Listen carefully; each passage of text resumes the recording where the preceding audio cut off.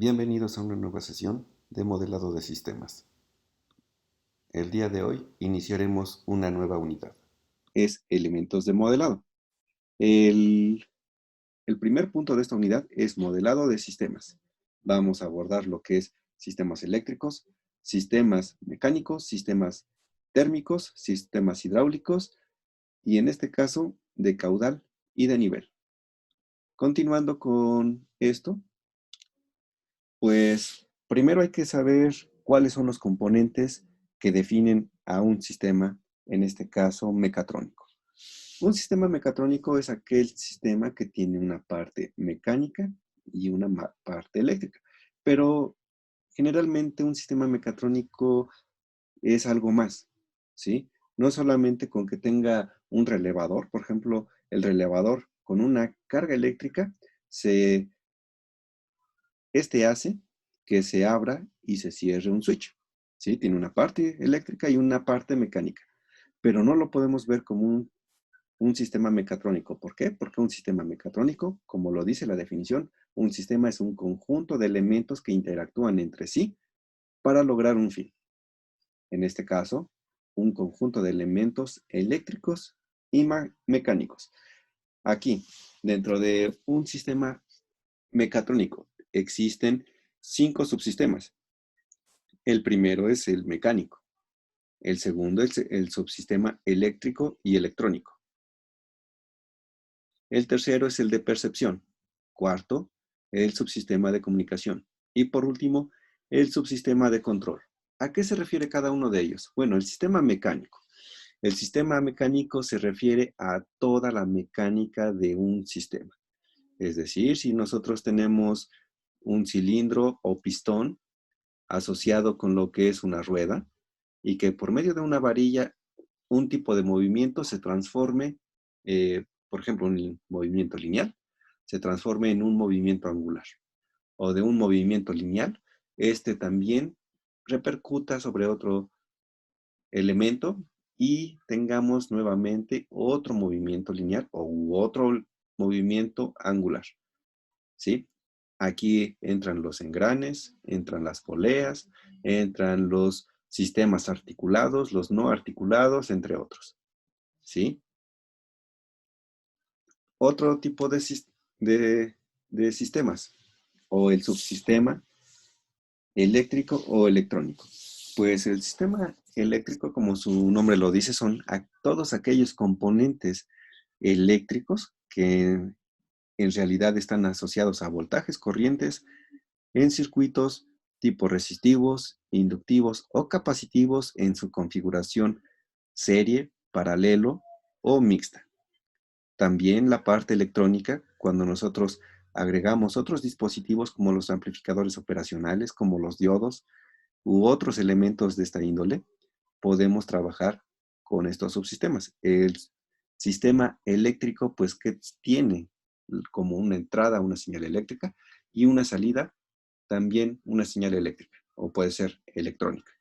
Lo mismo sucede o algo similar en el sistema mecánico. En el sistema mecánico tenemos fuerzas que interactúan desde el punto de vista mecánico, es decir, una fuerza en newtons, y lo que va a producir va a ser un movimiento de un elemento mecánico, ¿sí? Ahora, otro tipo de sistemas son que tienen los sistemas mecatrónicos, el subsistema de percepción. ¿A qué se refiere este sistema? Pues es la sensibilidad que va a tener el sistema mecatrónico al ambiente que lo rodea. Y para esto necesitamos sensores, ¿sí? Sensores, bueno, la definición de sensores es tener la medición de una variable, ¿sí? Tenemos en ciertas unidades de medida y esta unidad de medición la podemos representar como una magnitud de la misma unidad de medida para definir lo que es la misma medición. Prácticamente es comparar una señal, ya sea eléctrica con una eléctrica, una mecánica con una mecánica, y así sucesivamente para cada uno de las unidades de medida. Ahora, también dentro del sistema de percepción están los transductores. Los transductores, a diferencia de los sensores, es de que nosotros tenemos como entrada un tipo de señal, ya sea eléctrica o electrónica, y a la salida vamos a tener otro tipo de señal, es decir, se transduce, se cambia, se transforma el tipo de señal de entrada a una señal de salida. Y lo que hace este tipo de elemento es comparar y definir en qué magnitud de una señal de medición vamos a tener salidas medibles. Otro de los subsistemas de un sistema mecatrónico es el subsistema de comunicación. Este prácticamente es para que nosotros podamos interactuar la parte mecánica con la parte eléctrica, la parte eléctrica con la parte de percepción y la parte de percepción con la parte mecánica. Prácticamente aquí estamos hablando de protocolos de comunicación. ¿Sí? Puede ser por un protocolo serial, paralelo, TCP/IP, puede ser RF, puede ser HTTP, entre otros. Y además, este subsistema de comunicación también tiene toda la parte de software que requiere el mismo para poder hacer las interacciones. El último subsistema es el subsistema de control. Este subsistema de control es que una vez que nosotros tenemos la interacción de lo que son el sistema de comunicación con el eléctrico, con el mecánico y con el de percepción, pues nuestro sistema tiene que hacer algo con eso. No podemos solamente dejarlos conectados, medimos señales, tenemos actuadores, pero si no hay una consigna que le diga al actuador que aplique una señal, pues este no lo hará. Y a esto se refiere el subsistema de control. El sistema de control, pues va a tener entradas que van a estar asociadas con lo que son las medidas de las señales, ya pueden ser eléctricas o mecánicas, mediante transductores o sensores. Va a ser una comparación. Esta comparación la puede hacer desde un punto de vista electrónico o lo puede hacer desde un punto de vista de software. Y después amplificar o procesar estas señales. Estas señales también se pueden amplificar con elementos electrónicos o mecánicos. También se pueden amplificar o filtrar mediante programas y mandar estas señales a un actuador para que el actuador modifique la salida de lo que es el sistema. Una vez que tenemos esto, el monitoreo que va a ser definido por la parte de percepción, pues nos va a indicar los rangos de operación. Dentro del control, a grandes rasgos, están todas las matemáticas asociadas a lo que son los subsistemas. Es decir, si tenemos un sistema mecánico, de alguna forma nosotros lo podemos modelar, obtener las ecuaciones matemáticas que describen su comportamiento, y esas ecuaciones matemáticas entran directamente dentro del subsistema de control. Lo mismo sucede para el subsistema eléctrico. Los elementos eléctricos o electrónicos los podemos modelar matemáticamente y poder trabajar con ellos para mejorar el desempeño. Y así cada uno de los subsistemas. Siguiente punto. Pues una vez que ya tenemos un sistema mecatrónico, pues nosotros en él vamos a tener señales de entrada y de salida. Como sabemos, estas señales de entrada y salida lo podemos observar como un diagrama a bloques. Para ello, tendríamos que aplicar lo que es una transformación del dominio temporal al dominio frecuencial y obtener lo que se denomina como función de transferencia, donde la función de transferencia es la relación que existe entre la salida del sistema respecto a su entrada. Ahora, una vez que ya tenemos esta parte, pues si nosotros queremos modelar un sistema eléctrico, que es la primera parte que nos atañe sobre lo que es el modelado de sistemas, lo primero que tenemos que recalcar son las leyes o fundamentos que describen el comportamiento de sistemas electrónicos o eléctricos en este caso. Dentro de sistemas eléctricos, nosotros podemos tener en cuenta lo que son elementos pasivos y activos. Prácticamente dentro de un sistema eléctrico, nosotros al momento de tener un circuito, déjenme introducir lo que es una página aquí para poder hacer una mejor descripción de lo que es este tipo de sistemas.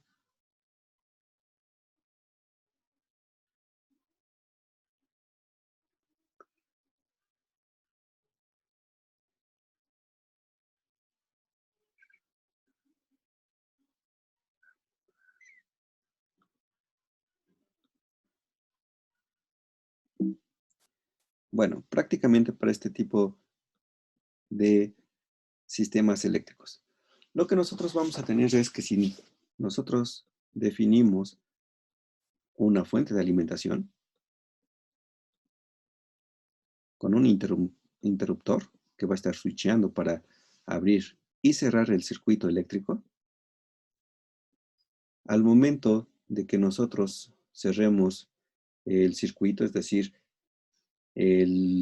generemos continuidad sobre el mismo, nuestra fuente de voltaje respecto a una resistencia va a generar una corriente asociada, ¿sí? Entonces aquí tenemos voltajes y corrientes prácticamente para un circuito eléctrico y una resistencia, donde la resistencia es la oposición a lo que es el flujo eléctrico. Ahora, entonces nosotros tenemos que la intensidad de corriente que atraviesa un circuito es directamente proporcional al voltaje o tensión del mismo e inversamente proporcional a la resistencia que presenta.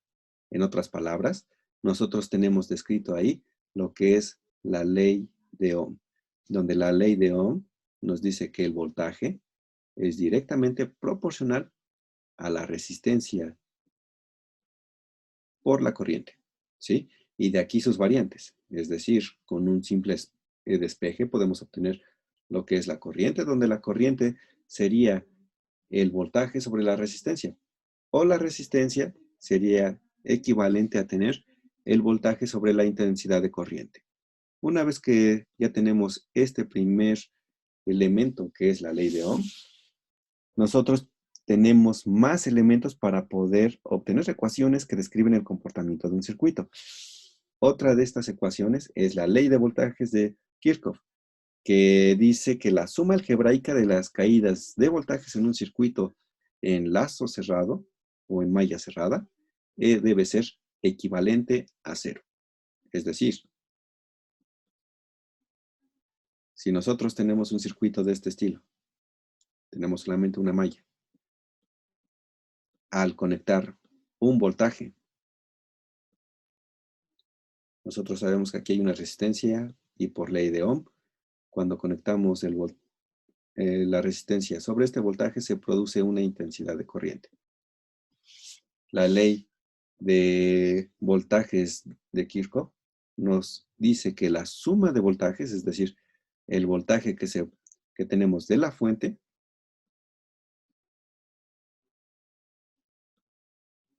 con el voltaje de la resistencia,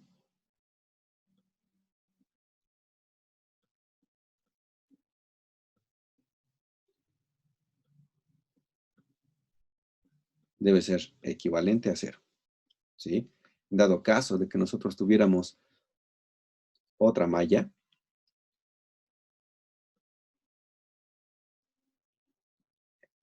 en este punto, la corriente, recuerden, que se va a dividir en dos. Por lo tanto, el voltaje en la malla 1 menos el voltaje que pasa por esta resistencia, que es la resistencia, y como la corriente se divide en dos en este punto, vamos a tener la intensidad 1 e intensidad de corriente 2, Y la corriente que pasa aquí va a ser esta corriente menos esta corriente. Entonces sería corriente 1 menos corriente 2.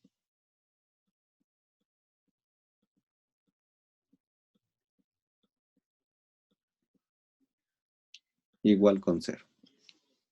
Y del otro lado, pues aquí tenemos la resistencia R1, la resistencia R2, entonces esta es R1, y aquí no hay una fuente de voltaje asociada. Entonces lo que tenemos es que la resistencia R1 y la corriente viene en este sentido, la corriente 2, que multiplica la corriente 2 menos la corriente que viene en este sentido, corriente 1, más el voltaje de esta resistencia, que es R2, por la corriente 2, debe ser igual con 0. Y prácticamente tenemos dos ecuaciones, ¿sí? Con dos variables. En este caso, las variables, si nosotros definimos que conocemos el voltaje y las resistencias, las variables tendrían que ser las corrientes, la corriente I1 y la corriente I2. Entonces, aquí tenemos un sistema de ecuaciones simultáneas donde hay dos ecuaciones y hay dos variables. Prácticamente este sistema tendría solución si este voltaje es distinto de cero. Si es igual con cero este voltaje, nosotros tendríamos una ecuación simultánea del tipo homogéneo. ¿Qué quiere decir? Que vamos a tener solamente una solución que podría ser la trivial o infinitas soluciones. En este caso, pues la solución trivial tiene que ser que las corrientes sean igual con cero. Ahora, una vez que ya se habló de la ley de voltajes de Kirchhoff y la ley de Ohm, pues hay otros elementos eléctricos sobre lo que son el análisis de sistemas eléctricos. Es decir, tenemos resistencias, tenemos embobinados y tenemos capacitores asociados a corrientes y voltajes que puedan estar fluyendo sobre estos elementos. Prácticamente, si nosotros tenemos un sistema que tiene un embobinado, la inductancia L no va a variar con el tiempo, solamente si nosotros tenemos una inductancia constante. Y la relación de voltaje-corriente en un inductor está determinada como el voltaje va a ser equivalente a la inductancia, que la inductancia hay que recordar que está en henrys, por lo que es la variaciones de la corriente. En este caso, las variaciones la podemos apreciar como la derivada temporal de la corriente. Y la relación de corriente-voltaje en un inductor se puede obtener al integrar la ecuación que tenemos de voltaje, ¿sí? Es decir, la corriente va a ser igual a 1 sobre la inductancia de la integral, desde menos infinito hasta donde alcance a estar funcionando lo que es el inductor, por lo que es el voltaje de entrada diferencial. En este caso hay que recordar que es el voltaje que puede estar variando en el tiempo. Entonces aquí sería las variaciones en el tiempo, pero como nosotros tenemos en esta parte del tiempo, no podemos usar la misma variable de integración y por eso se le llama una tau. Es decir, cuando nosotros tenemos este tipo de elementos, esta parte no vamos a iniciar desde infinito. Un tiempo infinitamente hacia atrás no lo podemos definir. Pero como se mencionó en el curso de señales y sistemas, nosotros podemos definir en el tiempo en el que se conecta, y ese tiempo sería el tiempo inicial. Entonces, iniciaríamos desde un tiempo inicial hasta que se desconecta nuestro circuito, ¿sí? Y esta sería la relación de corriente de un inductor. Por otra parte, también existen elementos capacitivos. La capacitancia es la razón entre la carga de una placa del capacitor y la diferencia de potencial o de tensión entre dos placas. Es decir, la podemos observar, la ecuación referente a la capacitancia, de esta forma. Y para obtener la relación de corriente-tensión de un capacitor, primero es necesario estudiar la relación entre carga y corriente. Dicha relación es dada por la corriente, que es equivalente a las variaciones que existen de carga. Es decir, podemos estudiarlo desde el punto de vista de la derivada temporal de la carga, y para ello nosotros podemos obtener la carga al integrar esta solución. Es decir, la carga Q de las placas en un tiempo se integra sobre todo el tiempo anterior. Nosotros vamos a iniciar desde un tiempo T0, ¿sí? Es decir, si nosotros utilizamos el hecho que la carga es igual a la capacitancia por el voltaje, obtenemos una relación de corriente-tensión de un circuito capacitivo. Y suponiendo que el capacitor es lineal, es decir, que no vamos a depender de un valor de la tensión que va a estar fluctuando en el tiempo, el voltaje en un capacitor lo podemos describir como 1 sobre la capacitancia de la integral desde el tiempo en que se conecta hasta el tiempo que va a estar trabajando el dispositivo, de la corriente en el tiempo. Ahora, hay que remarcar que nosotros, basados en el voltaje de una resistencia, por ley de Ohm, sabemos que es la magnitud de la resistencia por la corriente, ¿sí? Y con eso podemos obtener el voltaje de una resistencia. El voltaje asociado a un inductor es equivalente a tener la inductancia por las variaciones de corriente en el tiempo, de esta forma.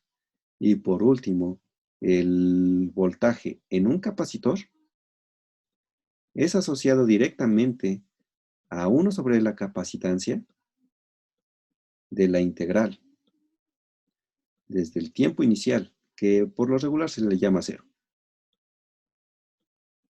de la corriente.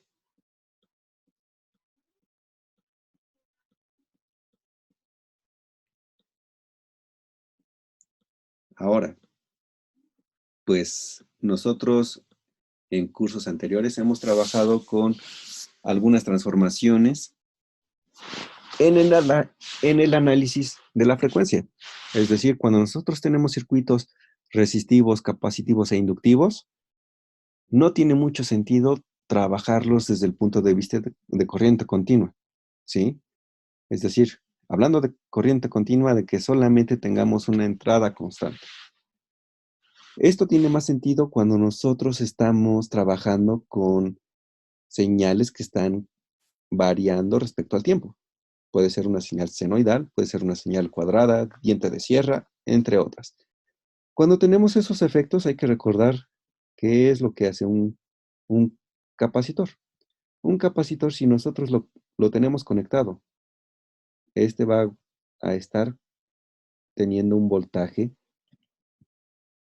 asociado al mismo capacitor, pero una vez que se desconecta, este descarga la energía, ¿sí?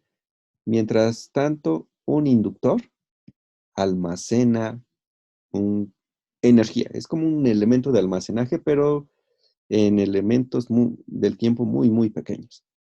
Una vez teniendo esto en cuenta, ¿qué sucedería si nosotros le aplicamos el operador de la transformada de Laplace? Pues la transformada de Laplace por definición ya la hemos trabajado anteriormente. Pero en este caso ya podemos definir que si el voltaje es variante en el tiempo y la corriente, pues al someter un circuito eléctrico a un voltaje variante, la corriente va a ser variante. Entonces nuestras variables van a ser voltaje y corriente.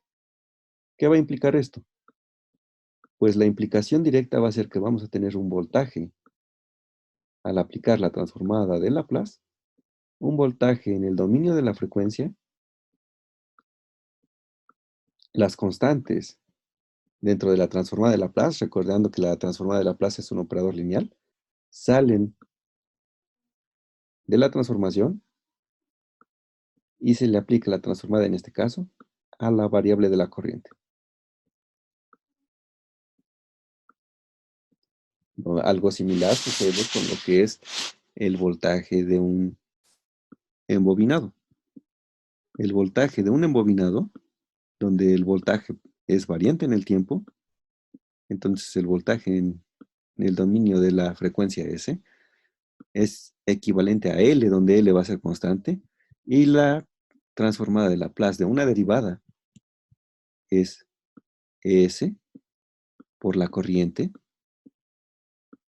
en este caso le voy a llamar I de S, menos las condiciones iniciales, pero cuando un circuito eléctrico está apagado, las condiciones iniciales de corriente son cero. Entonces son ante condiciones iniciales cero. Entonces queda de esta forma. Desde el otro punto de vista tendríamos que tener menos I, la corriente en condición inicial. Pero como esta corriente inicial es cero, lo dejamos expresado así. Y por otra parte el voltaje en el capacitor. El voltaje del capacitor, donde tenemos una capacitancia constante, entonces tenemos 1 sobre C de la transformada de Laplace de una integral. Pero eso es 1 sobre S, es decir, tendríamos 1 entre CS por la corriente en el numerador I de S. Y tenemos relaciones de voltajes para cada uno de los elementos. Pero ahora, retomando el concepto de lo que es ley de Ohm. La ley de Ohm me puede definir quién es la resistencia de un elemento. La resistencia de un elemento va a ser equivalente al voltaje sobre la corriente. Desde el punto de vista del análisis de la frecuencia, esto que tenemos aquí, si yo despejo aquí la resistencia, va a ser equivalente a tener el voltaje de la resistencia entre la corriente. Pero observamos algo más, que esta relación de voltaje sobre corriente, y si yo lo asocio a lo que es una función de transferencia, es decir, tengo aquí un bloque, donde aquí está una función de transferencia, y mi función de transferencia de entrada es el voltaje de la resistencia, aquí voy a obtener la salida que sería la corriente, ¿sí? Donde G, para una resistencia solamente, la función de transferencia sería la resistencia. Pero, ¿qué sucede en el caso de un capacitor y de un inductor? Pues en el caso de un capacitor y un inductor, también puedo obtener algo similar a la función de transferencia. Es decir, si despejo de aquí L con S, que sería el voltaje del embobinado, entre la corriente del embobinado o del circuito. Si observamos esta expresión que tengo aquí, es similar a la de acá, solamente cambia el tipo de voltaje que se le está suministrando. Esto me define una resistencia. Esto de acá no es una resistencia porque hay que recordar que la resistencia es la capacidad que tiene un elemento para oponerse a lo que es el flujo de una corriente. Sin embargo, acá se puede apreciar un efecto similar. Este efecto no va a ser una resistencia, va a ser una impedancia. Y la impedancia, desde el punto de vista de un análisis de frecuencia, es la oposición que existe de un elemento al flujo de la corriente, solamente desde el punto de vista de análisis frecuencial, ¿sí?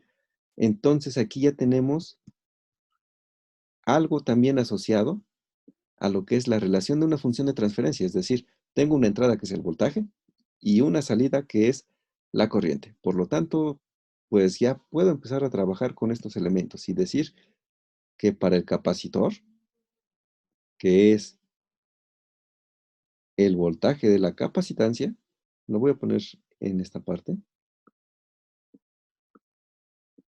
en el dominio de la frecuencia entre la corriente que pasa sobre el capacitor,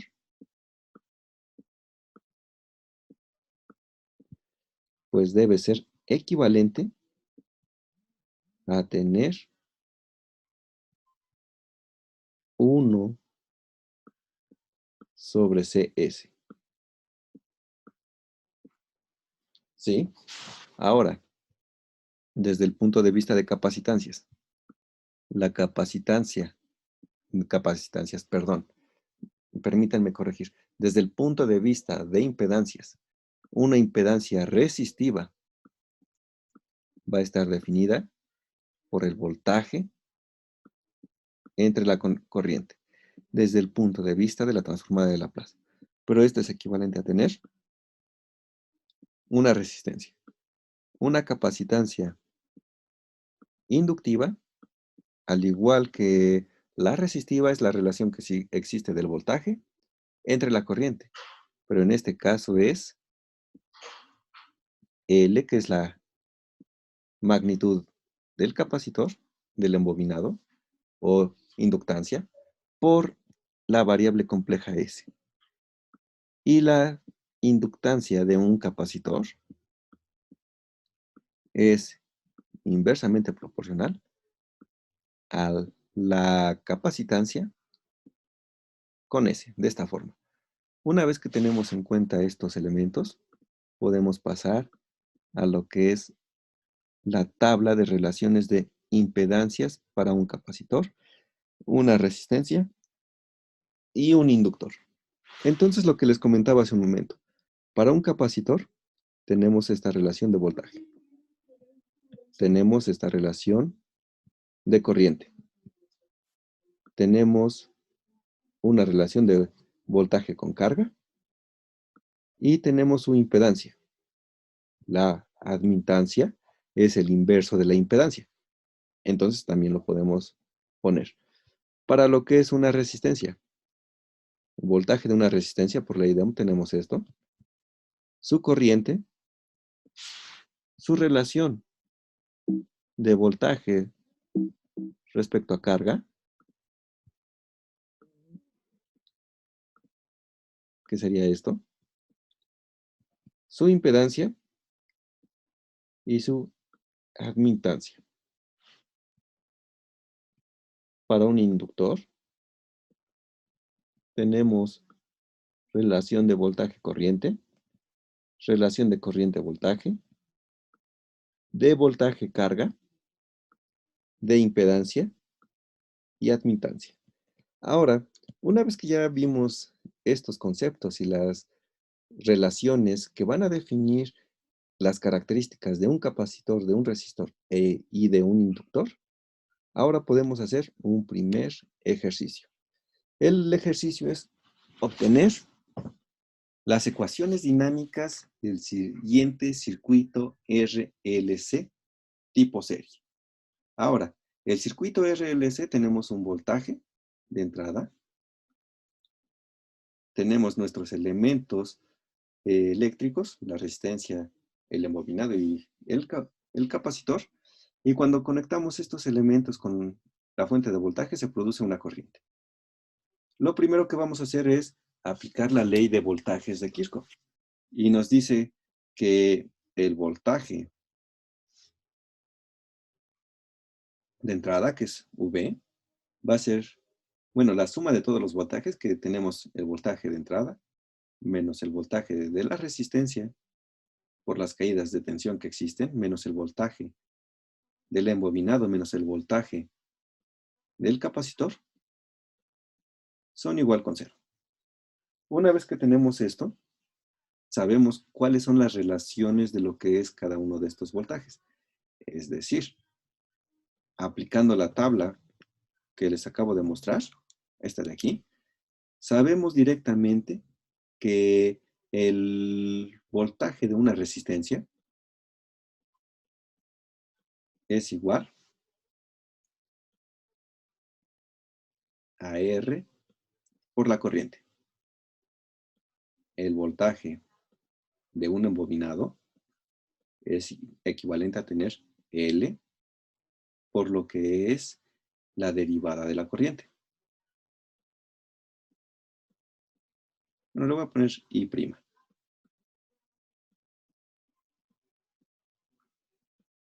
Aquí es I. Y el voltaje del capacitor es igual a 1 sobre la capacitancia de la integral de la corriente. Lo voy a manejar así. Entonces, ¿qué quiere decir? Que estas 13 configuraciones que tenemos de voltajes, al sustituirlas sobre la ecuación de voltajes de Kirchhoff, nos va a decir que el voltaje menos la resistencia por la corriente menos la impedancia por la derivada de la corriente respecto al tiempo, menos 1 sobre la capacitancia de la integral de la corriente, debe ser igual con 0.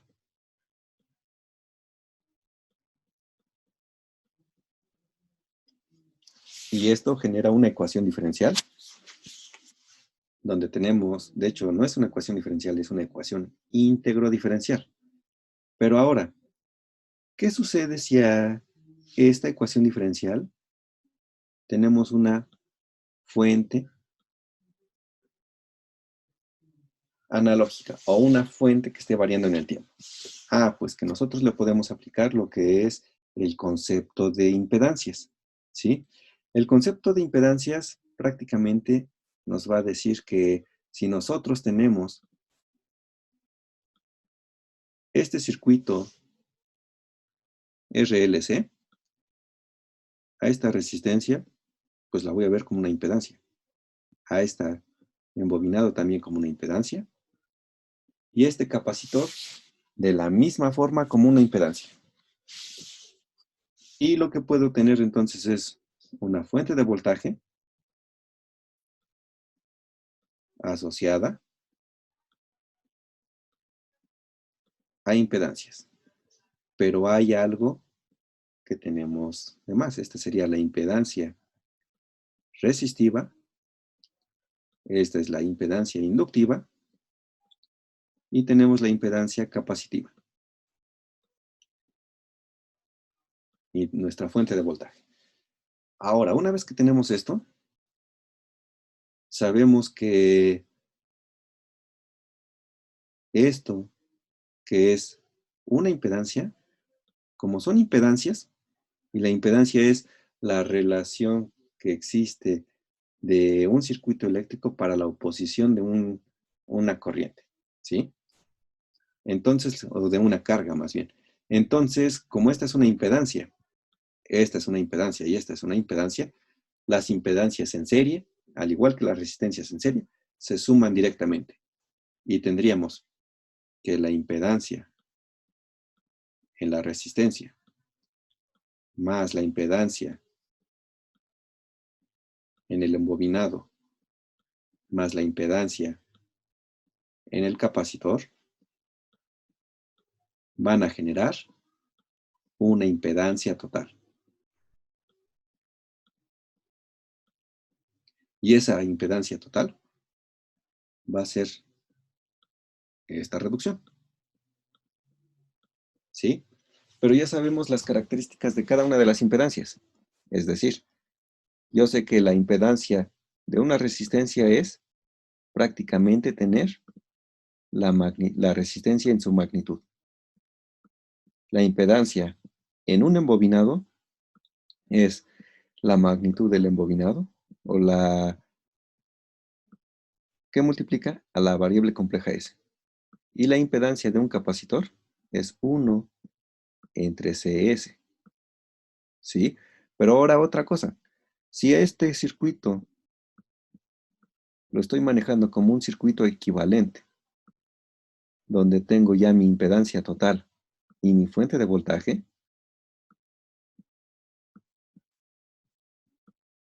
de esta forma, entonces cuando yo lo conecte, se va a generar una corriente. Recordando, el concepto de una corriente de un circuito en serie tiene que ser igual. La corriente que pasa por esta resistencia es la misma que la corriente que pasa por el embobinado y es la misma corriente que pasa por el capacitor. Por lo tanto, desde el punto de vista general y recordando el concepto de lo que es una impedancia es el voltaje, en este caso es el voltaje de entrada, entre la corriente que se va a estar generando. Ahorita voy a poner aquí que son funciones de la variable compleja, pero en adelante y porque se me dificulta un poco escribir sobre pantalla, voy a omitir la dependencia de ese, pero recordando que de ahí la tiene. Entonces ya tengo esta parte. Lo siguiente que se tiene que hacer es que una vez que tenemos esta ecuación que es algebraica, pues empezar a reducir términos o factorizarlos. Es decir, de aquí puedo sacar un factor común, un máximo común divisor. Y el máximo común divisor es C sobre S. Y esto va a estar igual al voltaje sobre la corriente.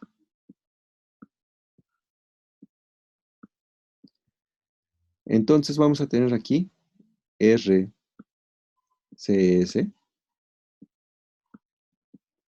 más L S cuadrada más 1. Ahora, hay que recordar otra cosa.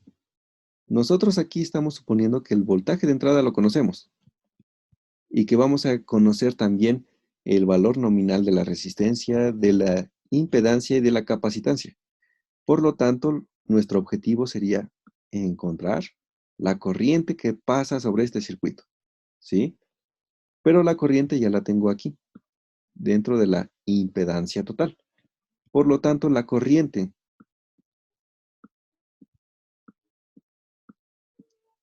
va a ser igual.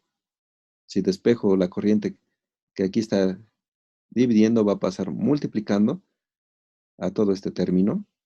Y ese término que está multiplicando va a pasar dividiendo. Entonces va a ser equivalente a tener CS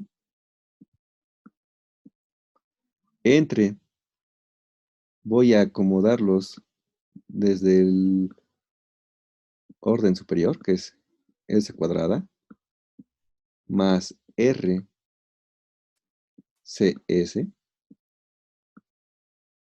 más 1. Y todo esto por el voltaje de entrada. Ahora, hay que recordar que cuando nosotros tenemos una ecuación en el dominio de la frecuencia, es decir, cuando le aplicamos la transformada de Laplace, si nosotros queremos regresar a la solución en el tiempo, es decir, la corriente total en el dominio temporal, va a ser igual a la transformada inversa de Laplace de esto que es CS sobre LS cuadrada más RCS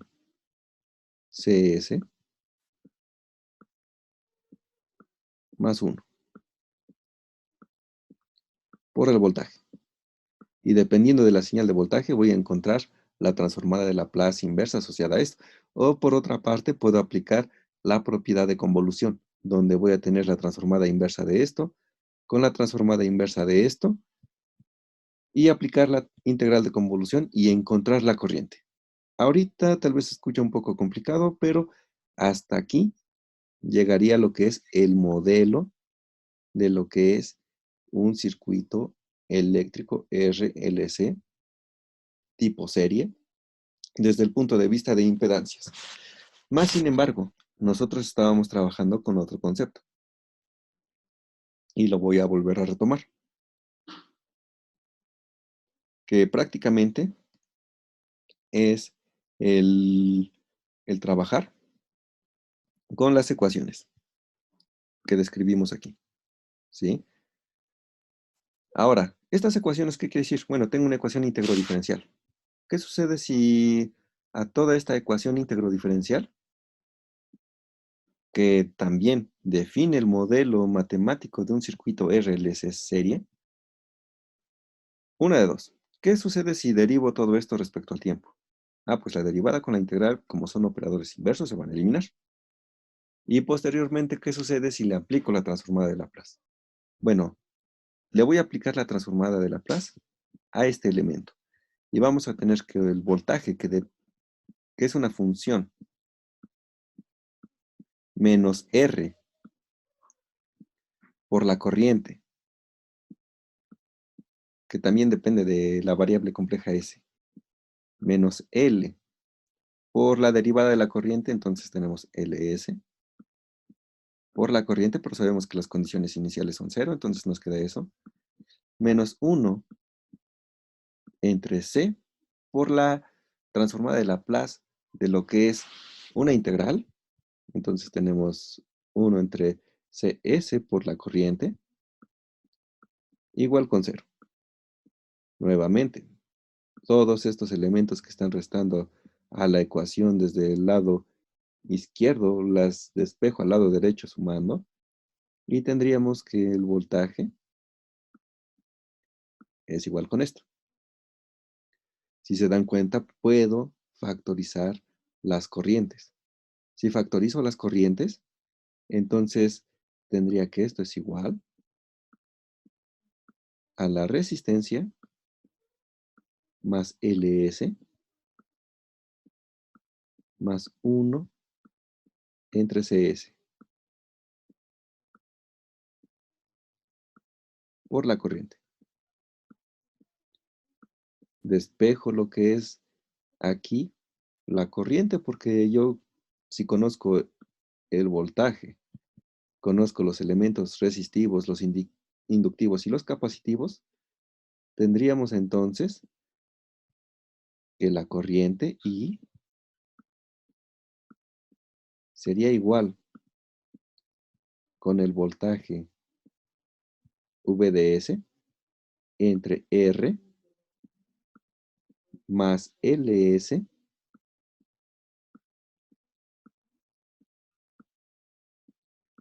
más 1 sobre CS.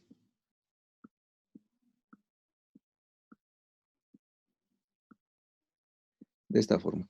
Ahora, si a toda esta expresión la multiplico y la divido sobre CS, pues prácticamente llegaríamos a tener CS por el voltaje entre L, C, S al cuadrado más R, CS más 1.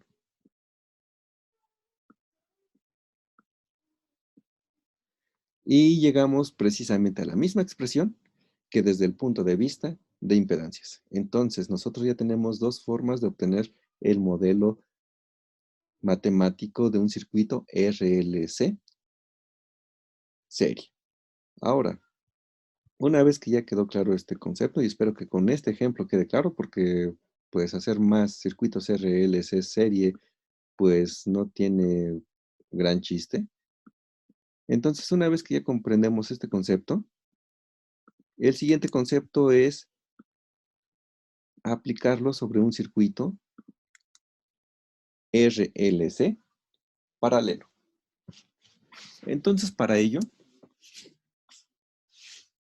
sabemos que lo podemos hacer desde dos puntos de vista. Desde el punto de vista de ley de voltajes, donde aquí tendría o una malla, otra malla y otra malla de corriente. ¿Sí? Entonces lo puedo hacer desde ese punto de vista o retomar lo que es el concepto de impedancias. Aquí lo vería como una impedancia capacitiva, una impedancia inductiva y una impedancia resistiva. Si los veo como impedancias, las impedancias se tratan igual que las resistencias, es decir, resistencias en serie se van a sumar. Resistencias en paralelo, la resistencia total va a ser el inverso de la suma de los inversos de cada una de las resistencias. En este caso, la impedancia total va a ser el inverso de la suma de los inversos de cada impedancia. Pero ya sé cuál es la impedancia de cada uno de estos elementos. En otras palabras, si tengo este circuito, donde tengo mi fuente de voltaje, tengo una impedancia resistiva, que la voy a llamar Z1, tengo otra impedancia inductiva, que la voy a llamar Z2, y otra impedancia capacitiva, que la voy a llamar Z3. Entonces, por reducción de impedancias,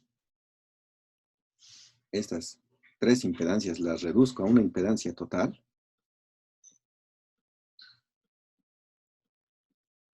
Y yo sé que esta impedancia total va a ser el inverso de la suma de los inversos, es decir, 1 entre la impedancia resistiva más 1 sobre la impedancia inductiva más 1 sobre la impedancia capacitiva. Sin embargo, hay que tomar en cuenta que la impedancia total es equivalente a tener el voltaje en el dominio de la frecuencia sobre la corriente. ¿Sí? Por lo tanto, primero hay que reducir esta parte, pero sabiendo quién es la impedancia resistiva. La impedancia resistiva es la resistencia. La impedancia inductiva es L por S. Y la impedancia capacitiva es 1 entre CS. Por lo tanto, la impedancia total va a ser, o lo podemos ver como 1 entre la impedancia total, que es el inverso de la impedancia total, debe ser la suma de los inversos, ¿sí? Pero yo sé que esto va a ser 1 sobre R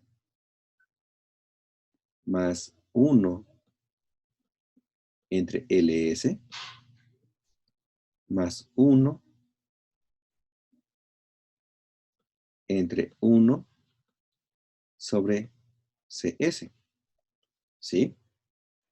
Aplico, pues yo sé que aquí tenemos 1 entre 1, aplico medios por medios, extremos por extremos, y lo que vamos a tener en este caso va a ser CS. Una vez que tengo esto, saco el máximo común divisor,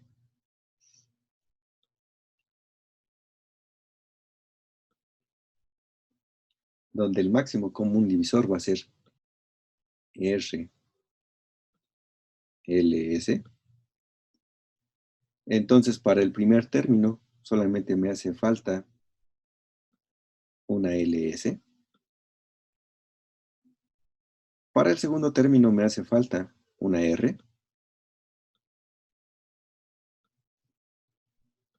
Y para el tercer término me hace falta una L, R, S, pero que está multiplicado por C,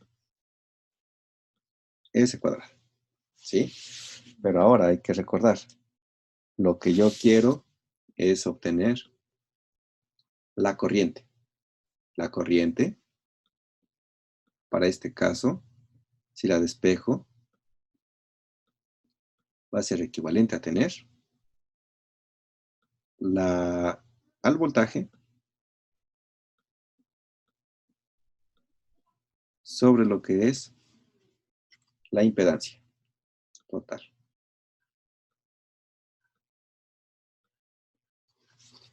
Y listo. O en su defecto puedo obtener el voltaje, que va a ser la impedancia total, por la corriente. Y así puedo obtener el modelo de este circuito RLC desde el punto de vista paralelo, con impedancias. El siguiente tema que vamos a tratar va a ser circuitos mixtos.